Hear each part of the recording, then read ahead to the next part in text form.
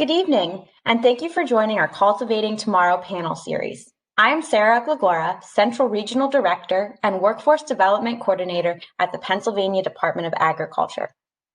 Cultivating kids is cultivating the future. Tonight's panel discussion will highlight youth opportunities in agriculture and how students can become involved in agriculture education and youth organizations. Joining us this evening are leaders in agriculture education who are inspiring the next generation. We are joined by Agriculture Secretary Russell Redding, Rob Caracelli, Principal, Fox Chase Elementary School, Heidi Whitmer, Executive Director for the LEAF Project, Lori Enders, 4-H State Council Secretary, McKara Anderson, State FFA President, Stefan Fitzpatrick, Regional Director, MANRRS, and Tiffany Tarantine, Chair of the Agriculture Education Commission. Please note, if at any time during the panel you have questions for our panelists, please leave them in the comments section below, and we will answer them at the end of the event if time permits. Starting today's discussion with a few opening remarks is Pennsylvania Secretary of Agriculture, Russell Redding. Secretary Redding? Hey, Sarah, good evening, and to each of our panelists, thank you for joining us for the 2021 Pennsylvania Farm Show. This is a special time of the year. It's a special event and a special evening, so thank you for being part of that. This year's theme is Cultivating Tomorrow, and it's a theme that captures the aspiration I think that we all have for that day that we regain some of the freedom and some of those traditions, to include Farm Show. But it's also an expression of hope and the action required to achieve it. There isn't a panel in our series this week that captures better the theme than tonight's. To cultivate tomorrow, we must cultivate that next generation that many of us talk about, we hope for, we want to inspire. But this is where we'll talk about the influence of ag education and youth organizations on that next generation. Agriculture education is cultivating the future. Despite the challenges of COVID-19 that we've all heard a lot about, the pandemic did bring to light an important issue, and that was the importance of agriculture in our food system. It was designated as life-sustaining for a reason. It's what we know it as, it's what it's designed to do, and it's what it's delivered. In Pennsylvania agriculture, this is a $136 billion industry in the state. It's full of opportunity, it's full of careers, and we want to highlight those as well tonight. These job openings that we need, span the whole sector of farming and animal health and veterinary medicine, landscape, the science and food manufacturing, and our natural resources. Ag education, as I've come to appreciate, is one of these really interesting areas that combines both the field of study with those contemporary issues, quite frankly, that are important to our time. But they also, in the training of those who come through and are exposed to ag education and youth organizations, we recognize that these folks have special skills that transcend many of the sectors. They can do a lot of things. And as we will hear tonight, these are also folks that bring tremendous assets to our workforce. These are individuals who become, the computer programmers and the mechanics and the business owners and doctors and so much more. We know that our learners of today are the leaders of tomorrow, and I'm excited to be with you tonight to learn more about ag education and youth organizations and those that are influencing that next generation of agriculture, and quite frankly, the next generation of really good citizens and those who will help us cultivate tomorrow. So thank you, Sarah, and good evening, everybody. Thank you, Secretary Redding. Our panelists represent unique areas of agriculture and STEM education, and we will learn more about their organizations and how parents and students can become more involved through tonight's conversation. Panelists, can you each tell us a little more about yourselves and your organizations? McKara, would you mind kicking us off? Of course. So hello, everyone. My name is Makara Anderson, and I'm a sixth-year member as well as serving as the state president of the Pennsylvania FFA Association. I am from Huntington County, Pennsylvania, and I'm studying animal science as a sophomore at Penn State University. FFA is an intracurricular, student-led organization that spans all 50 states as well as into Puerto Rico for students enrolled in agriculture education courses at both their middle and high schools that promotes personal growth, premier leadership, and career success through agriculture education. In Pennsylvania, we have over 13,000 FFA members representing 148 chapters across the Commonwealth of Pennsylvania and over 225 agricultural educators. Thank you for having me this evening, and I look forward to answering any questions about the FFA organization. Thank you, Makara. Rob, would you like to go next? Sure. My name is Rob Caraselli, and I'm the proud principal of Fox Chase Elementary School in Philadelphia, where we have transferred many of our curriculum and our hands-on learning into an agriculture-based program. I'm originally from Philadelphia, like I said, for 43 years. I recently moved to Doylestown, Pennsylvania, and I'm excited about explaining our journey in agriculture and agriculture ed with kindergarten through fifth graders in a short amount of time. Thank you, Rob. Heidi, we'll turn it over to you now. Thank you, Sarah. Thank you, Secretary Redding. It's a pleasure to be a part of this panel, all these wonderful people doing such great work in the future of agriculture.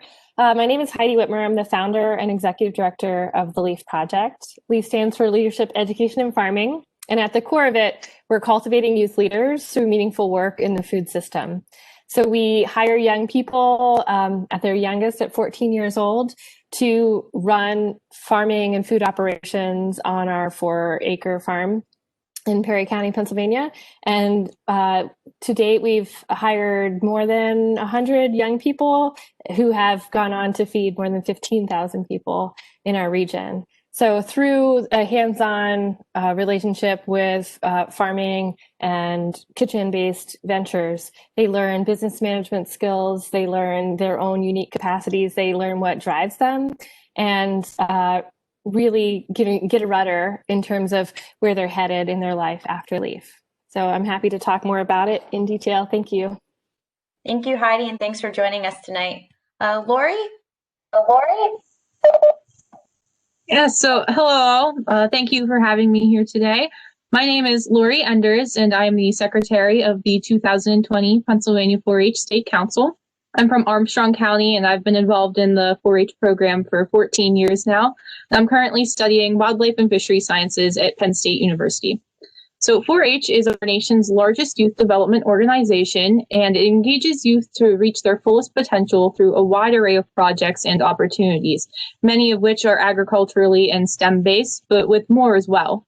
In Pennsylvania, we are serving more than 80,000 youth across the Commonwealth from both traditional clubs as well as after-school programming. And 4-H teaches youth life skills, and I know that it has certainly helped me to be who I am today, and I'm very excited to talk with you all about that tonight. Thank you, Lori. Stefan. Hey, good evening, everyone. My name is Stefan Fitzpatrick. I'm the Region 1 and 2 National Vice President for the National MANRRS organization, which stands for Minorities in Agriculture, Natural Resources, and Related Sciences. I'm extremely happy to be here to see Secretary Redding again, his team. I've had the distinct pleasure of working with the Pennsylvania Department of Agriculture over these last 8 months, and I can say this has been an amazing opportunity. The National MANRRS organization emphasizes minorities in agriculture. We stand on our mission of changing the face of agriculture, linking hands around the world. It's nice to see FFA and 4-H. That's how I got my journey in ag, started over 14 years ago. I'm currently the coordinator for the School of Agriculture and Natural Sciences at the University of Maryland Eastern Shore. But through our organization, we emphasize that, especially with the culture of our nation, that there are more people out there that care about agriculture, and we're a different face, and we bring a lot to the table in the National MANRRS organization. We go out and we identify these students, whether Black, Hispanic, any race or creed, and we let them know that ag is for everyone. So I'm excited to any questions on how the national organization can be a benefit to any and all of you. Thank you, Stefan, and thank you for joining us tonight. And now finally, Tiffany.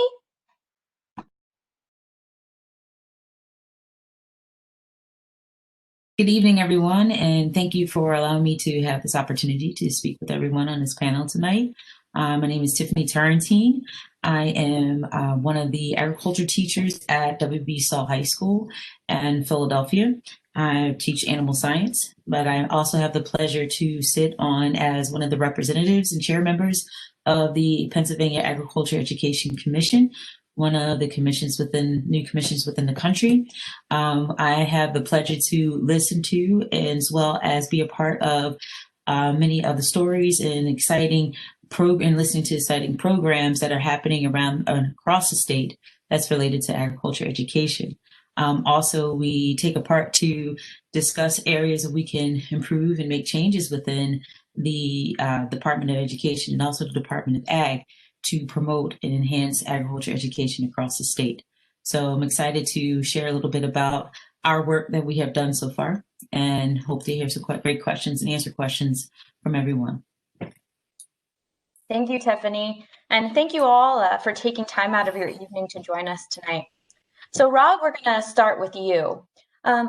Fox Chase has seen great success with its Farm to School grant. Can you tell us a little more about your grant project and how Farm to School benefits student learning and nutrition? Sure. I'd have to tell you a little bit about how our journey began to become an elementary school with a focus on agriculture. And pretty much what it was a niche that our community needed. And in an urban setting in Philadelphia, I have to echo on to what Stefan said, where folks of color don't necessarily look at agriculture as something that is empowering. It's not just that. I think it's many urban folks, white and black and Hispanic, and any person of any other creed or religion. Folks from the Philadelphia and the Southeast PA don't look at agriculture as an educational opportunity. And when I realized that working with Mandy Falusis from the Fox Chase Farm, that's when I thought that our kids really could take off with this outside of the box type learning and using a hands-on learning related to ag. And they're able to access things such as literature and math and sciences in ways that they never could before. So when we applied to become a redesigned school using the agriculture as our curriculum, as our drive, as our engagement policy, as a niche, as our parents wanted this, and as we found out, we moved on further and further. And you look into a classroom that's doing a hands-on ag lab, and you have children of all races, children of all religion, children of all behaviors, of all learning styles, children that do not understand English. They are all engaged. And it's when that really hit me that this is powerful. And it's not just for the middle schools or the high schools. Why can we not start this in elementary school? So a few of the things that just took off from us working with the Department of Ag and some local agriculture related businesses, we had redesigned a building that was on our property into an ag lab. We put in there aquariums and tanks and all sorts of materials, state-of-the-art technology for our kids to access. And we ended up having to buy grow carts throughout our entire building where we start growing in March and February. And then we bring them out to our raised beds that we have there. And then we harvest, all the way to the fall. Our kids take care of those things. We harvest and we donate all that food to local shelters. We hooked up with a group called Eat Right Now. It used to be called Eat Right Now. Now it's called Eat Right Philly. I don't know if many of you have heard of that. But they came in and say, hey, we want you to pilot a program in Philadelphia where we're going to bring fresh veggies and fresh fruits into your school 3 times a week for every kid. And it was super successful that we do it. We've been doing it every week when we were in session. That brought us into other connections with cooking classes that we had in our ag lab.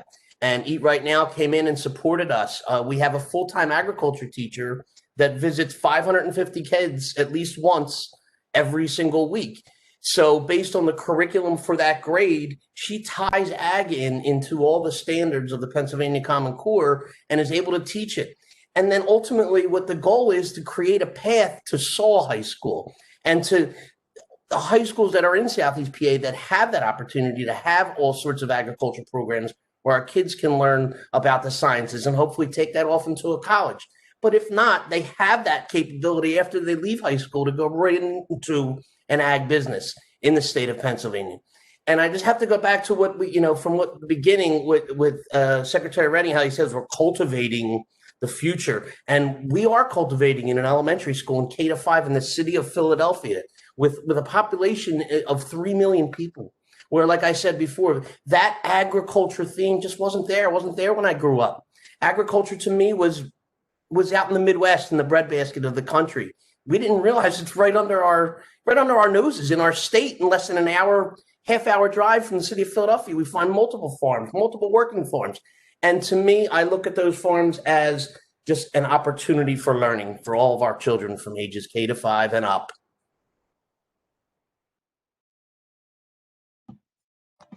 Great, thank you, Rob. It's great to hear about the exciting work being done at Fox Chase. Lori, can you tell us more about 4-H programs and how parents and youth can get involved even in a virtually driven world? Yes, of course, and I'm really glad you've asked this. So to start off, as I know Stefan mentioned this before, 4-H is for everyone. Agriculture is for everyone. And there's such a wide variety of projects in 4-H that youth can participate in. We truly have something for just about any interest. And even if there isn't a set project book or something, youth have the option to guide their own project. I know in 4-H, I started out in a club, and clubs are a great place to start.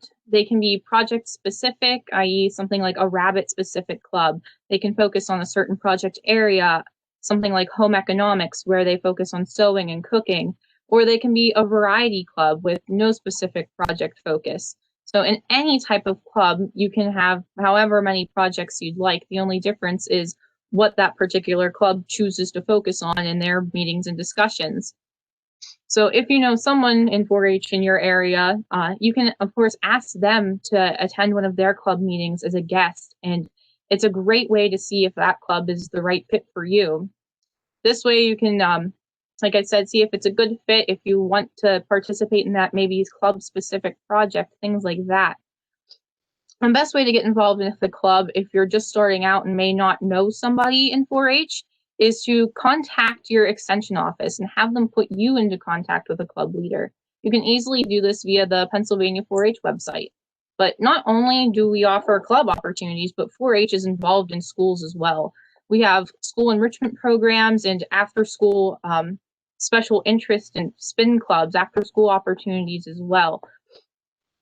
Even though we haven't really been able to meet in person this year, all of these things are still being carried out virtually to make sure we're offering as much as we can to the youth of Pennsylvania. There's so many opportunities out there. Like I said, 4-H has so many projects, and we're working hard to make sure that youth are still able to access those opportunities. Zoom meetings have, of course, been our staple, but we've also been mailing out resources to kids to make sure that they have the materials they need to be successful in the 4-H program, to learn more about agriculture, to be involved in STEM, to learn more about maybe their home economics project, cooking, things like this. We've used pre-recorded videos as well, because we're just trying to have as much of a positive impact as we can on these kids and make sure that they're still getting everything that they need to be successful.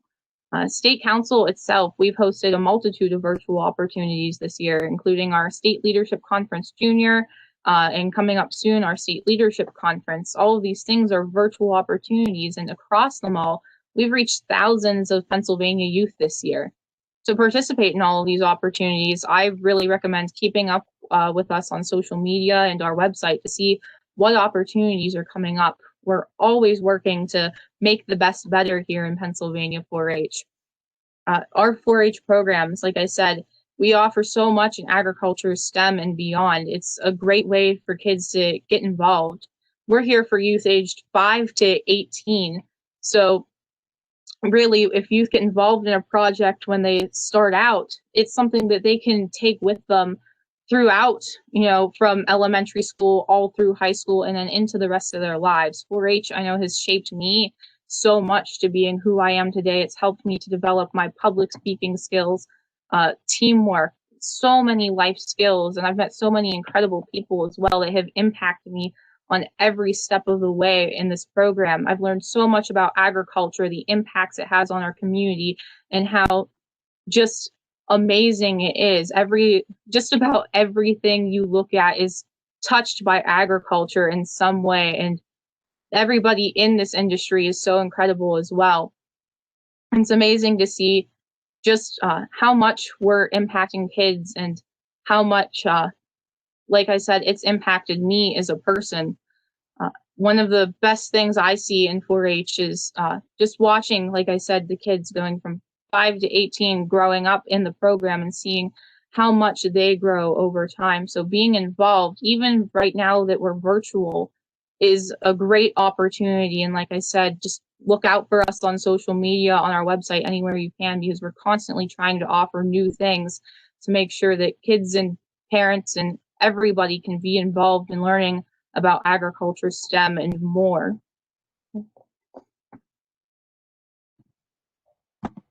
Great. Thank you, Lori. McKara, FFA is unique in that it is an intracurricular activity. Can you tell us more about its three-circle model and describe what an SAE is? Absolutely. Within agricultural education, there is a concept known as the three-circle model, which encompasses three aspects of education that, when used together, result in a well-rounded agriculture education program and thus a well-rounded student. The three circles are classroom instruction, FFA, or the leadership component, and experiential learning. Classroom instruction is exactly what it sounds like. It involves students that are actively engaged in agriculture education courses in either their high school or middle school, where they can learn important aspects of agriculture, a variety of classes that their school offers. This could be, for example, agricultural business, ag leadership, animal science, horticulture, ag mechanization, and so many other courses. FFA then serves as our leadership component of agriculture education. Within the FFA, students have the opportunity to use what they are learning in the classroom to evolve themselves in their skill sets, as well as leaders employees within agriculture and beyond. Our final component of experiential learning is when students are utilizing what they are learning in the classroom and applying those principles and skills, as well as those leadership skills they are learning in the FFA, to something that they are interested in outside of the classroom, so that they can further gain knowledge as well as experience. We call this a supervised agriculture experience, or an SAE project. Essentially, this is just a project that a student pursues on their own time to explore something that they are interested in with some relevance to agriculture. The implications and types of an SAE project are unlimited. We have students in Pennsylvania who are employed in the food service industry and use their hours working towards their experience. We also have students who are raising livestock or crops to gain experience and their own financial stability. And we also have students who are engaged in service learning projects to enhance their communities, among so many other unique opportunities for these students. When we have all three of those components of classroom instruction, the leadership component of FFA, as well as experiential learning through the supervised agriculture experience, when those are all used together, a student gains a well-balanced understanding of agriculture, as well as what their future career path might look like. Thank you, McKara. Secretary Redding, you were also a member of FFA. Can you tell us more about your agriculture education experience and how it guided your career path? Yeah, thanks, Sarah. And as McKara was describing that three-circle model, I mean, I lived that. I'm not sure at the time I knew what it was, to be honest, but I describe my ag education experience as really transformative. You know, as a young person, 14, 15 years old, and, you know, that middle school, high school, and trying to figure out where to go. You know, the ag education teachers were folks that I viewed as role models. They were great advisors in so many ways. But through the ag education, I got a chance to really look at the many dimensions of ag, the sciences, the vocational side. Got a chance to use my mind and my hands in high school. Really, really important. Gave me a chance to stand up and learn how to speak, to extend a hand, to recite the creed and say what I believe. They were really important moments as a high school student. How to run a meeting, how to become proficient in any number of areas, and to go to the state judging on a state judging team in agronomy, right? As a young kid, to understand the soils and the science, really important. But it also gave me a chance to meet the school administrators.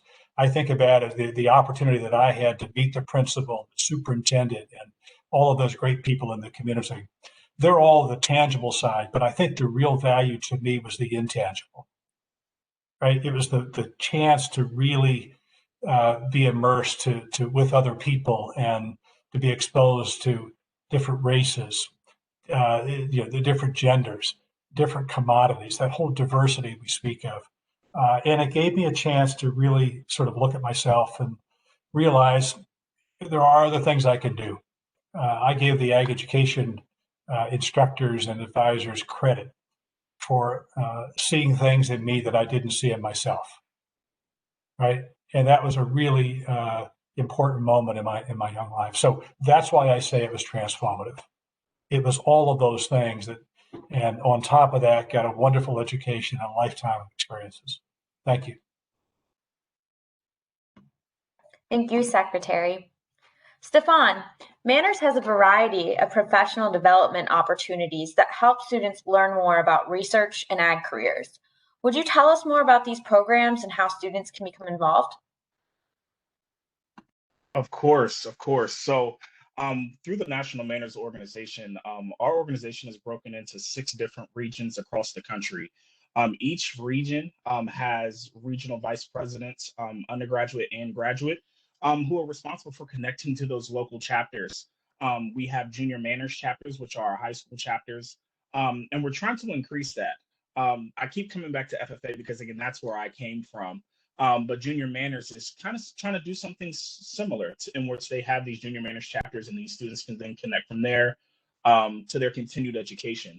MANRRS specializes in those leadership, professional, and career development initiatives. We have several workshops, and we have an array of different companies. Because I think the biggest thing we talk about MANRRS, and I definitely want to make sure that I address this, is that I get asked all the time, do people of color really enjoy agriculture? And for me to be 17 years in, I'm trying to alleviate that culture shock, right? And I think when we get into it and we look at the state of the country over these last 2 years, a lot of companies now are saying, "Hey, we want to improve our diversity initiative, diversity, equity, and inclusion strategies," right? But the biggest thing is we want to make sure that you should not try to improve these strategies just to say we did it. We want to make sure that you have the right people in place so that these students can be successful. I was that student, and through the MANRRS organization, it has provided a pool of those people that a lot of these organizations are seeking. And so if you can go to mannrs.org to see where our chapters are located to figure out how to get involved. I know one of the questions in the chat was, what have we been doing to adjust to this time period? And luckily, COVID has actually been a blessing to our organization. We've raised over $1.7 million in support and funding for ag programs and initiatives for minorities to pursue these, whether internationally or domestically.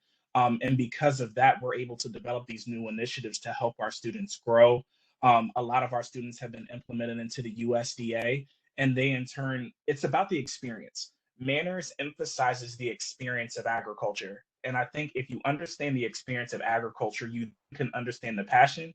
And then once you understand the passion, you can understand that drive, and that's how you develop your strategies. And I think the MANRRS organization provides that pool and that connection so that people can do so. Thank you, Stefan. Heidi, the LEAF project provides hands-on learning to students.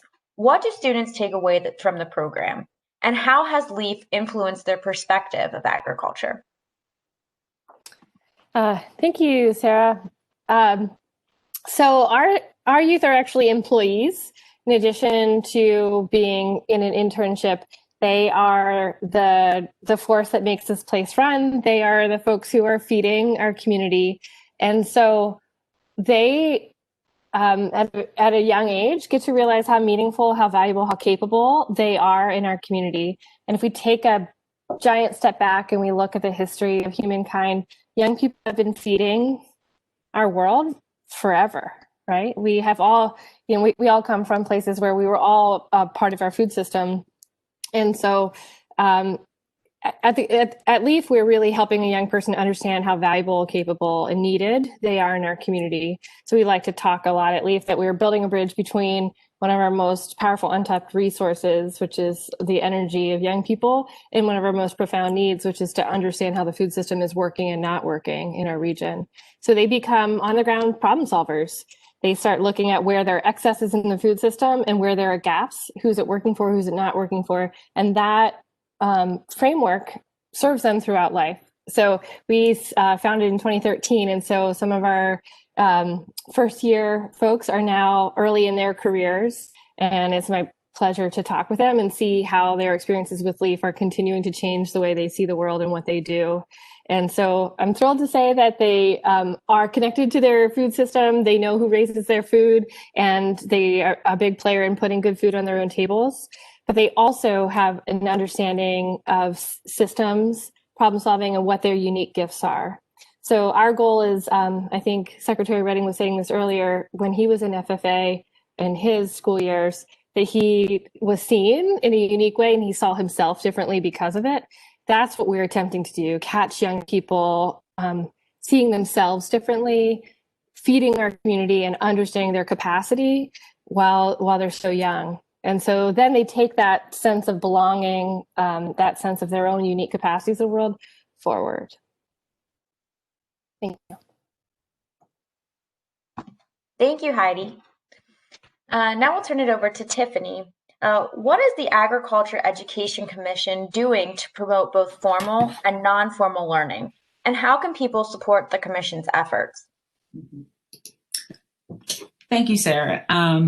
Just looking and listening to everyone's comments and how much of an impact that everybody's done through agriculture and across the state, I look back at my pathway through agriculture. Started off when I was 14 years old.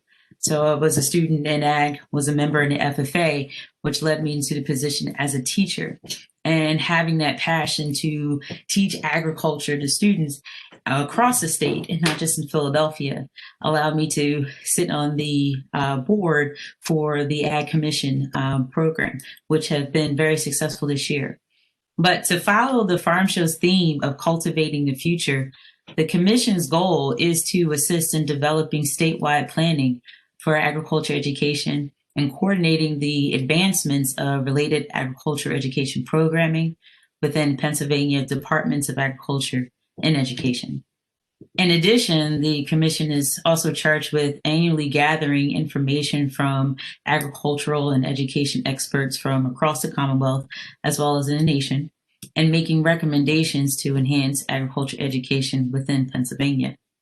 So far, the Commission has assisted in the recommendations of outlining agricultural programs and achievements across the state, assessing the trends and needs in secondary and both formal and informal post-secondary agriculture education and training, investigating and assessing workforce trends of the agricultural and food industry, assessing programming recommendations for meeting and training needs for individuals not pursuing post-secondary education, and also making recommendations to the Governor and General Assembly regarding legislative and regulatory changes to improve agriculture education, such as teacher certifications.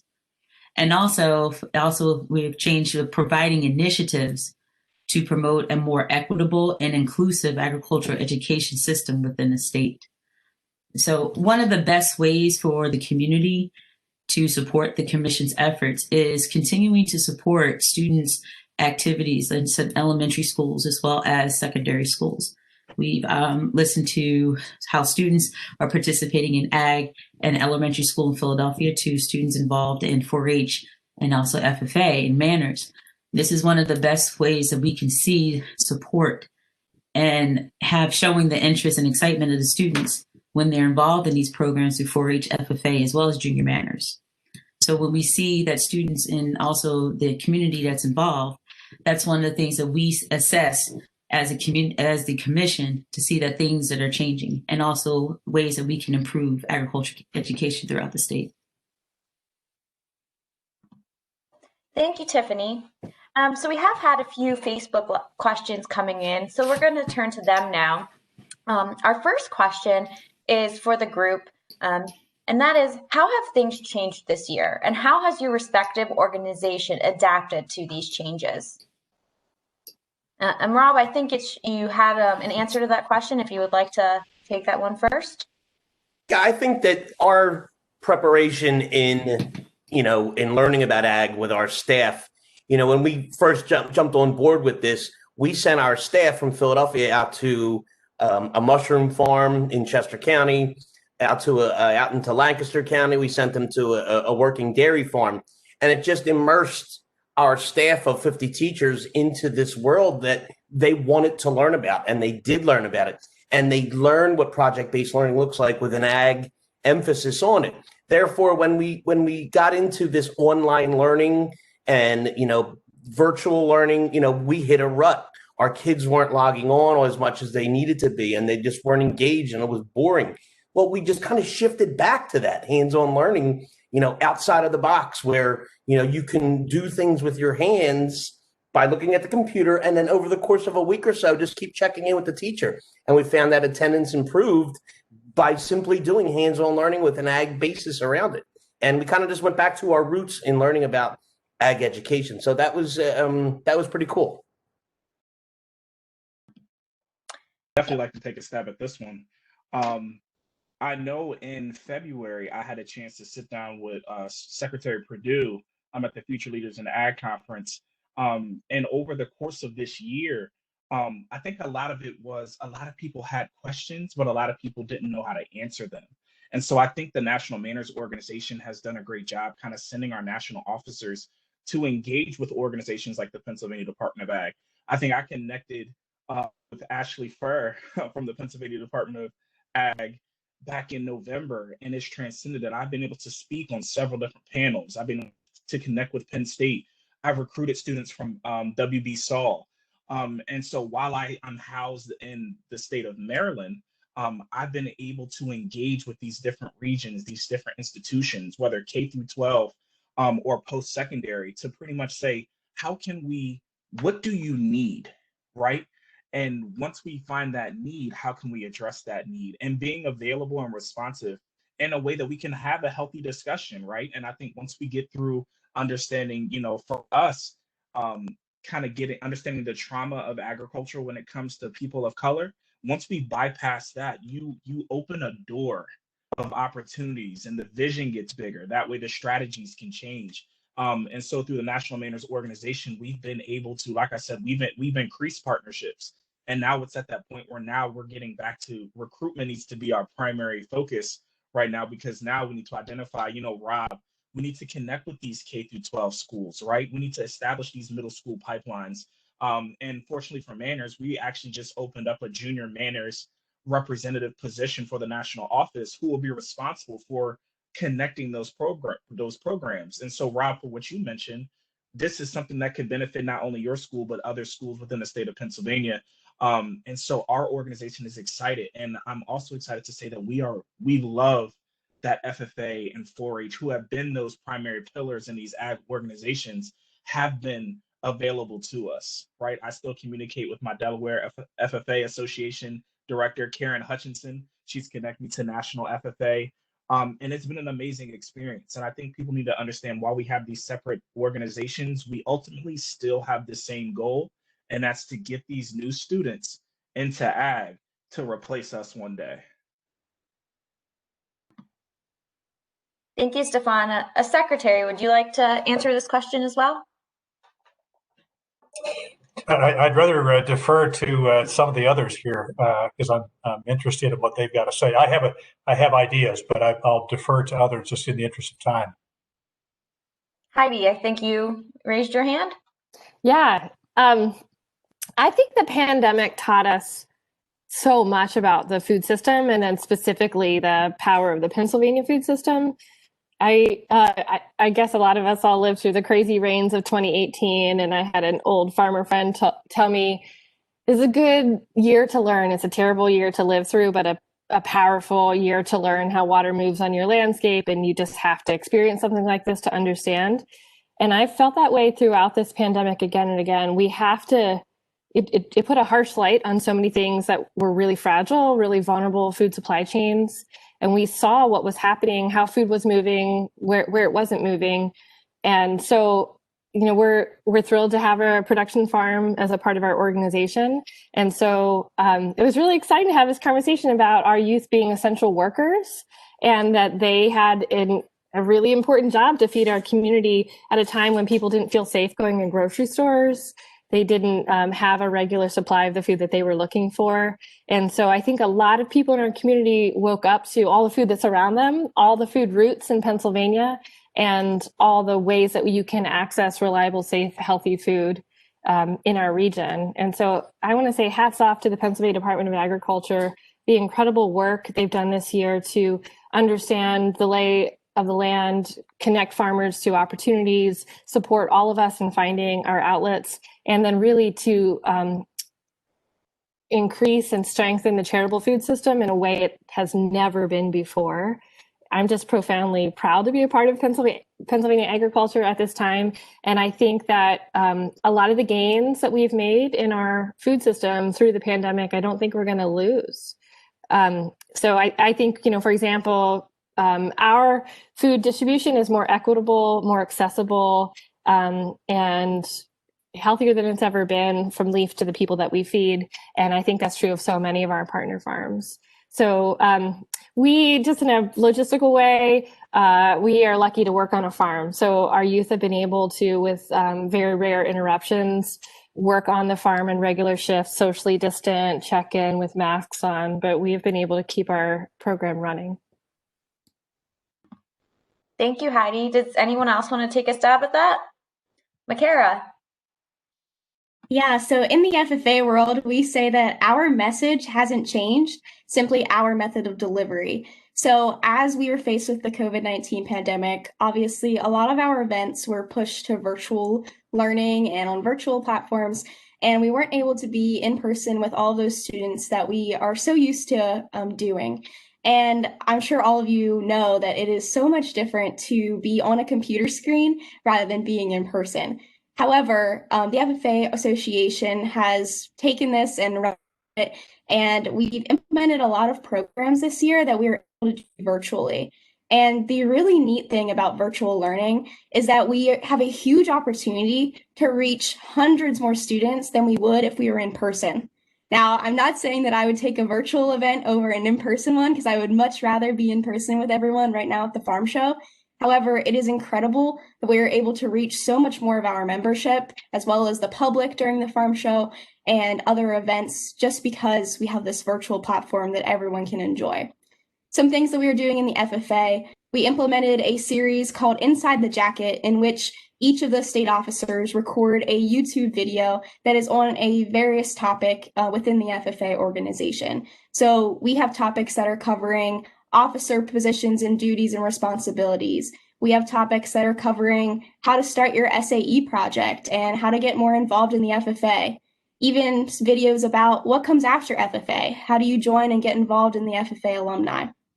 We've also done a virtual Midwinter convention. We just did that. It aired yesterday. So if you have the opportunity to go on YouTube to the Pennsylvania FFA YouTube channel and watch our virtual Midwinter convention, we were able to recognize over 6 students throughout our jacket recipients, our Keystone degree recipients, as well as other student videos throughout our ceremony. We've also done virtual chapter visits. So normally in a school year, we would go to these agriculture education classrooms and we would guide the students all day throughout a series of leadership workshops and relating to agriculture and helping them to determine maybe what they want to do as a future career. And we were able to push those to virtual so that now we're still reaching those students and we're still connecting with all of those members, just in a different way. And lastly, we've also done virtual conferences. So we've already done our COLT conference, which stands for Chapter Officer Leadership Training. That was in place of our normal fall leadership conference, where we invited all chapter officers from across the state to join us for leadership workshops and how we could help them in their year as an officer for their local chapters. And we are getting ready to kick off our ACES conference in about a month or so, as well as our state legislative leadership conference will be coming as well. So it is a lot different than it would be in a typical year. However, we are still striving to connect with as many student members as we can in this crazy time. Thank you, Makara. Anyone else? Lori, go ahead. Yeah, 4-H, we've been working very similarly to the way FFA has here, and it's incredible. But when I first got on council this year, we were still in person, but it was pretty soon afterward, everything kind of got moved to this crazy virtual world, and it took a lot of creativity, but it's really shown how adaptable we all are as people in these times, because it's to go from something that felt so normal and to follow tradition, we haven't been able to do that. So it's taken a lot of adaptability on our parts and creativity, some crazy imagination to get all of these programs still working out there and to continue to put out these opportunities.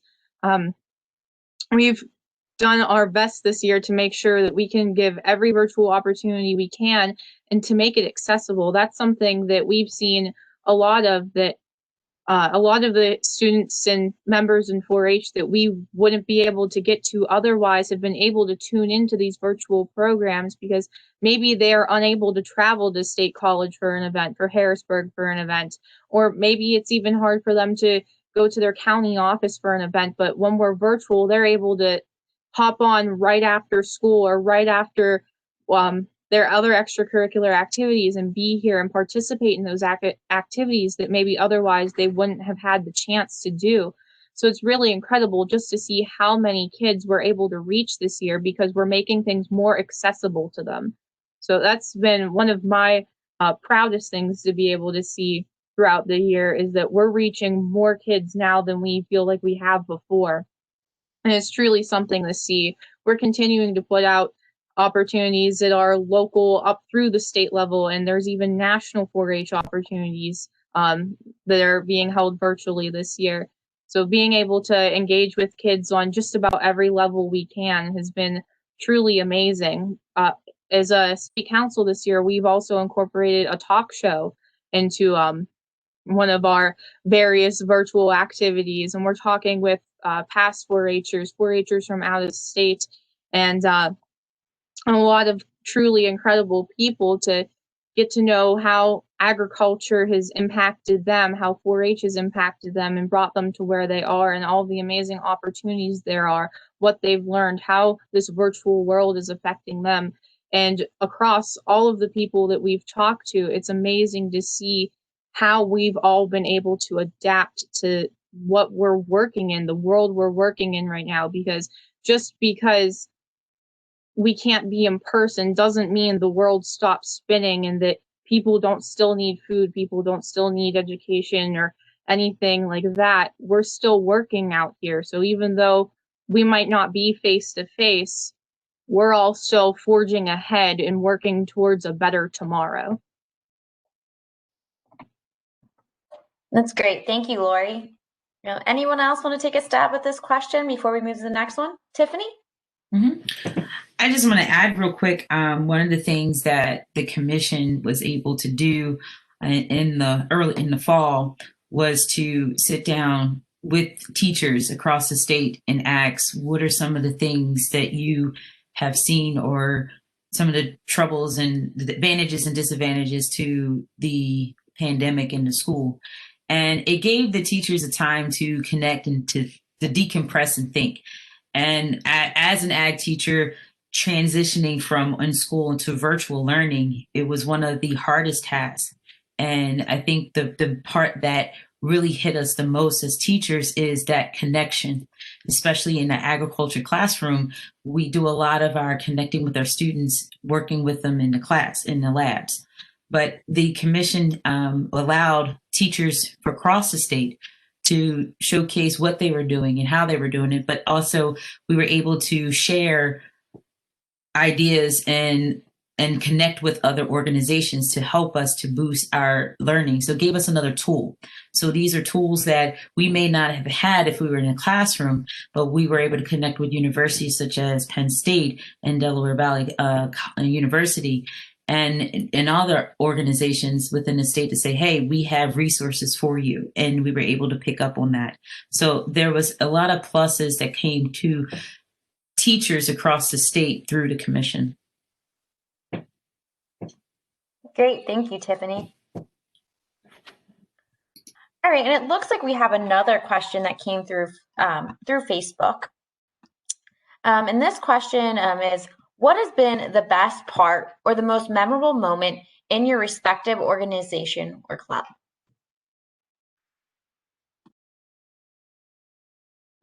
McKara? I would love to kick off this question. So I could write a book about the things that I love about the FFA, as well as just the agriculture community in general. However, one of my favorite things about the FFA organization and the agriculture industry as a whole is the family, the sense of community that you get from being a part of the FFA family. You know, I grew up having an agriculture background on my grandfather's dairy farm, as well as my family's hobby farm. So I knew where my food came from. I knew what it was like to go out and work on the farm for the afternoon or whatever it may be. However, there are a lot of people who don't. And I think it's incredible that within the FFA organization, we have a great mix of both. Our organization is incredibly diverse, and we welcome people with open arms, whether they are from a differing background, have a differing perspective. Maybe they don't want to be in a career in agriculture someday. That's okay. We are an organization for everyone, and we are excited to welcome you into our FFA family. And for me, that was one of the greatest parts about the FFA, because no matter who you are, I think you will always feel like you belong. Thank you, McKara. Does anyone else want to take a stab at this question? I'll share. I think one of the best parts of this organization has been the networking and kind of what McKara was saying, the family aspect that comes along. If it wasn't for MANRRS, I wouldn't have been able to sit in secretary produced chambers and we have this one-on-one conversation dialogue about the 2018 Farm Bill and how they developed and created those funds for the 1890 HB, History Black colleges and universities, and said, hey, we recognize that there is a focus and importance on emphasizing minorities in agriculture. And just to hear his wisdom and just to be in a lot of these rooms has been a game changer for me. And it inspired me to continue. I'm working on my doctorate in organizational leadership, and I've been in higher education for so long, and I'm recognizing that I have a more impactful voice when it comes to the policies and the engagement with organizations and that camaraderie with other people that I don't feel I would have gotten if I didn't engage with a lot of these ag agencies or organizations. So I'm just grateful for being able to be in the room and have a voice in the conversation. Thank you, Stefan. Lori. Yeah, so I agree. Having that sense of family is just incredible from the organization. But one of my favorite parts of 4-H is getting to see how it continues to impact youth. Like I said before, 4-H is for youth aged 5 to 18.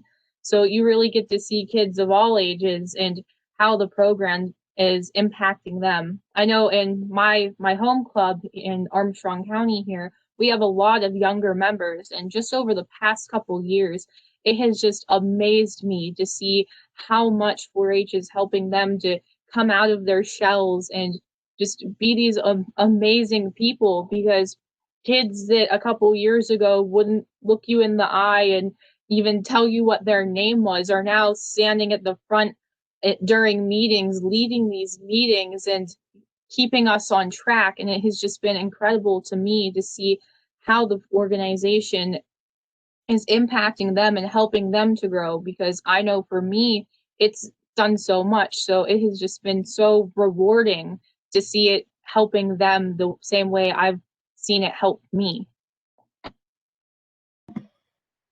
Great. Thank you, Lori. Rob. It's a little bit more concrete, but I think when I first got into the ag program with my elementary school, it was watching a kindergarten teacher do a unit on the cycle of an egg hatching into a chicken. I have to say that it was not only that fluffy, nice, fun feeling that when you see all the kids smiling and turning the egg and putting the X on it, and then watching the chicks be born until, almost where they can fly.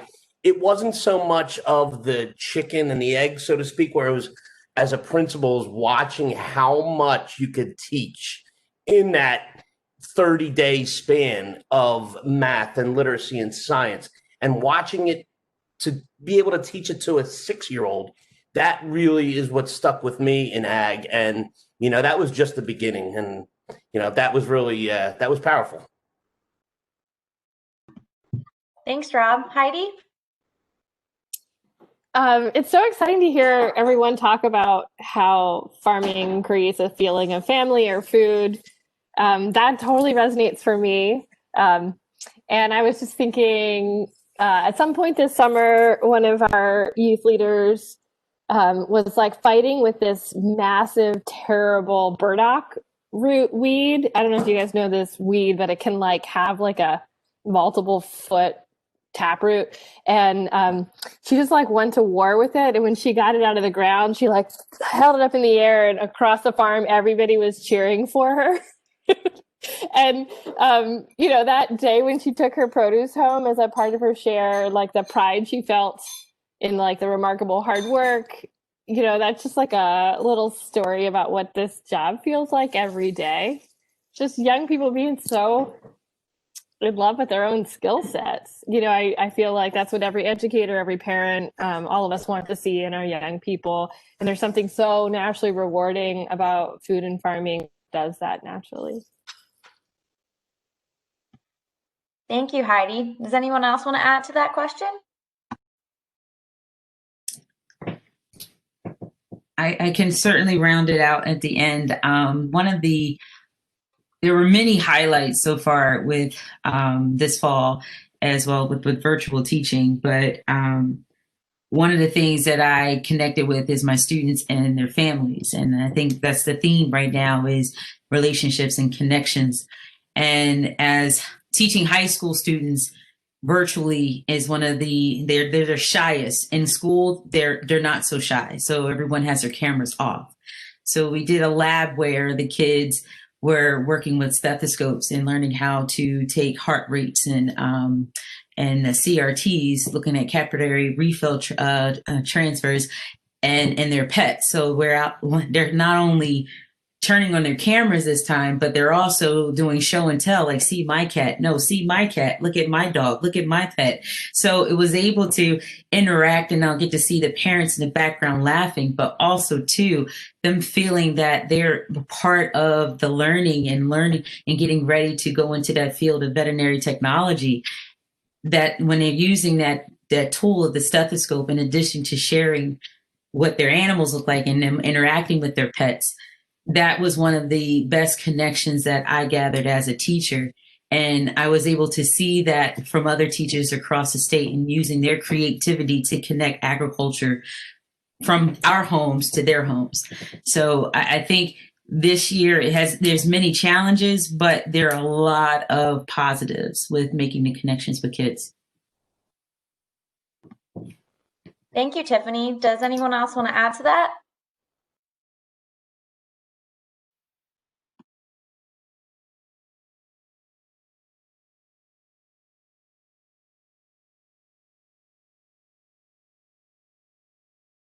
Sarah, I think you're on mute. Oh, thank you, Secretary. I was just thanking you all for adding and sharing your experiences. And it's great to hear such positive stories, especially in a time when things are a bit different than usual. We will now turn it over to Secretary Redding for a few closing remarks. So listening for the last hour, how can somebody not love agriculture and ag education, right? You took us through a walk of, K through sixth grade, fifth grade, and Rob, what you've done at Fox Chase is every time I think about it, is sort of amazing, right? You've demonstrated to a community that, the power of food to change lives, right? And to see the response of the kids and the teachers and the parents, and to see, Tiffany, what you do with the students at Saul High School. Every time I drive down that way or in that school, you have to smile, right? Because you realize what is happening there and the opportunities that those students have. I think for all of us who are on the panel, everybody listening tonight, what we're trying to do here is to show the different faces and dimensions of agriculture, and there are many, right? For some, it'll be in the classroom, others through hands-on experiences. In a club or an activity, there was a moment where you had an opportunity to be exposed to, or you discovered ag education and the power of ag. And I hope that those listening, and particularly the parents who are thinking about what's happening in education and watching their own students develop and navigate these online class environment, is you also look at this panel and see opportunities in food, the environment, and quite frankly, some of the biggest issues of our time. You'll find agriculture at the very center, nutrition and health and jobs and economics. And to Stefan's point, agriculture unites us. And as a state and a nation, we need to be united. Farm Show unites us. This industry unites us. So we have a wonderful story. Tonight was about talking about ag education and all of its dimensions, and we've done that.